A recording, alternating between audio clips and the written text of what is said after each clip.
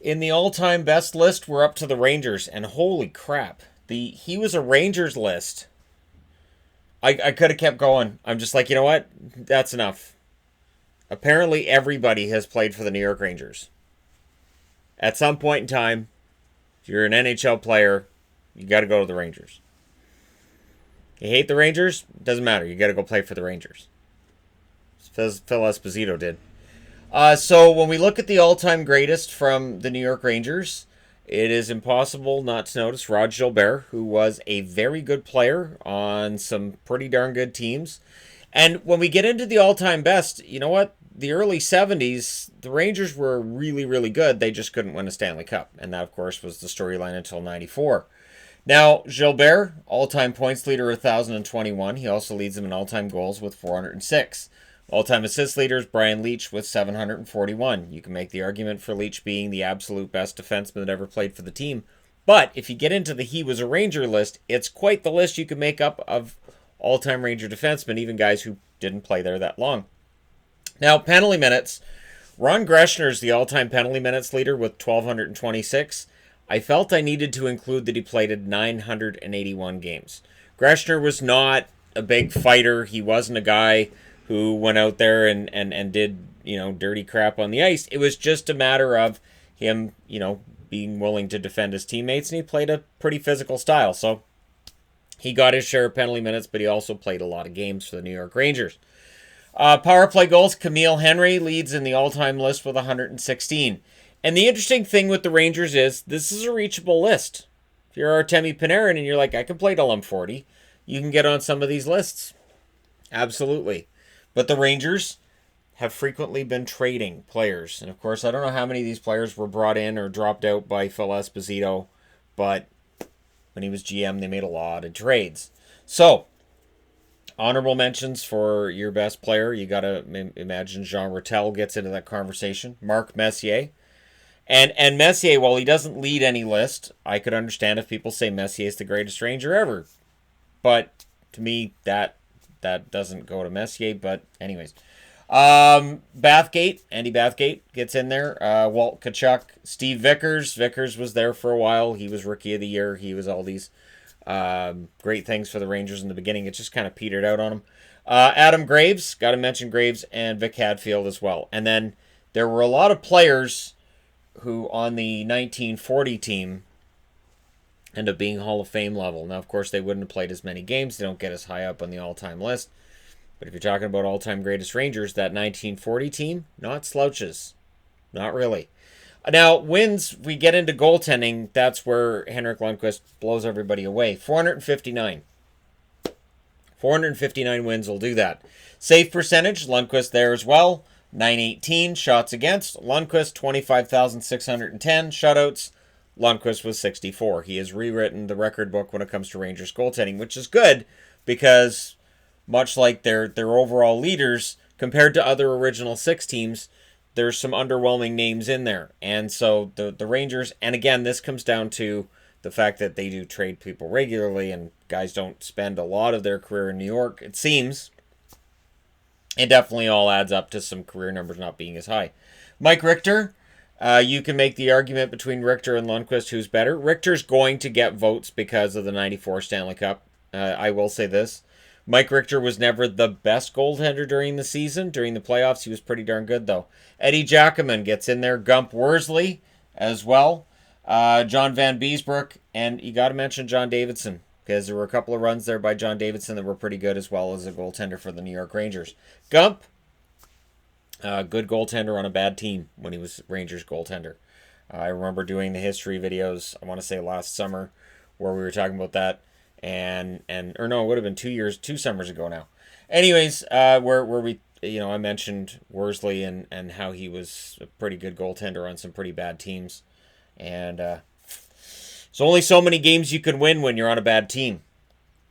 Now, when we get into the best overall team, again, it's between 1940 and 1994. I clearly didn't see the 1940 team play. Knock it off, I did not. Now, because I didn't see the 1940 team play, I can't really make that call. It's not as easy as Montreal's where you look at the 1976-77 team and go, that's a pretty impressive run. Now, The 1940 team had 6 Hall of Famers, and they went 8-4 in the playoffs. Took 8 games to win the Stanley Cup. 1994 team, 4 Hall of Famers and 16-7 in the playoffs. Now, fans are going to say, hey, Mike Richter's eventually going to get in the Hall of Fame. My answer to that is, we'll see. But for right now, you've got 4 Hall of Famers from that team. But again, you can make the argument that the 1940 team was maybe better overall. But it's impossible to compare the two 54 years apart. So for fans who remember the 1994 team, and you want to say that's the best ever, I don't have an argument against it.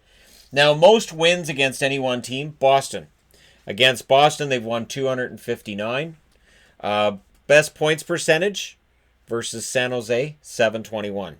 Apparently the Rangers love playing San Jose. That's one of those things I look at and say, okay, that's weird. And there are some weird numbers when you look at all-time head-to-heads between teams. Goals for against Boston, 1,897. So the Rangers and Boston played each other right from their inception against one another a lot. Makes sense that the Rangers have the most goals against Boston and the most wins against Boston. Goals for per game against Vancouver. The Rangers have scored 3.99. So if you're a Canucks fan, you're like, gee, every time we play the Rangers, they seem to score a lot. Yep. Goals against per game. This continues that run that it's teams from the 90s expansion and beyond. 1.88 for the New York Rangers. So the overall numbers, pretty solid against Ottawa and against Vancouver. So maybe it's a Canadian team thing and Boston. I don't know. And I mean, I guess you could go with San Jose too, but sure, fine. California, Boston, and Canada. Outside of that, who knows? Notable captains, and it was a long list, so I had to kind of cut some guys out, and I apologize. Jágr was captain here. Jaromir Jágr, maybe not remembered as one of the greatest Rangers, but he was pretty darn good when he was there. Messier, Leach, Barry Beck was captain for a while there during some up and down years during the 80s. Phil Esposito was Rangers captain after hating the Rangers as a member of the Bruins. Brad Park, who was then a member of the Bruins after being a member of the Rangers. Vic Hadfield, Harry Howell, Colville, Art Coulter in 1940 was the captain when they win the Stanley Cup. And Bill Cook was their first captain. He was captain from 1926 through 1937. And Cook was an excellent player. So there have been some great names to come through the New York Rangers. And Bill Cook, I could always throw under here too. I didn't. I apologize. But you could argue Cook goes under there as well.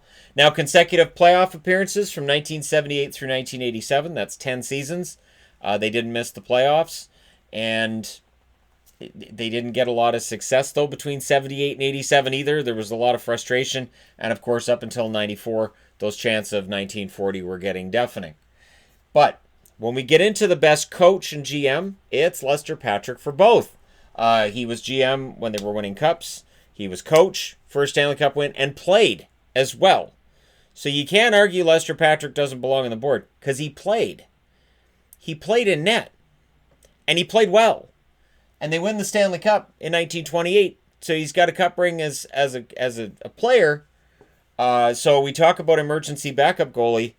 Not back then there wasn't. It was, all right, Lester's going in net. Got to have a goalie.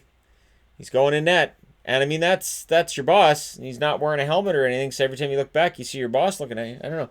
I think it might make you play better defense. Because now you got your boss behind you yelling at you about coverage. You're like, gee, I better get that coverage figured out or I'm done.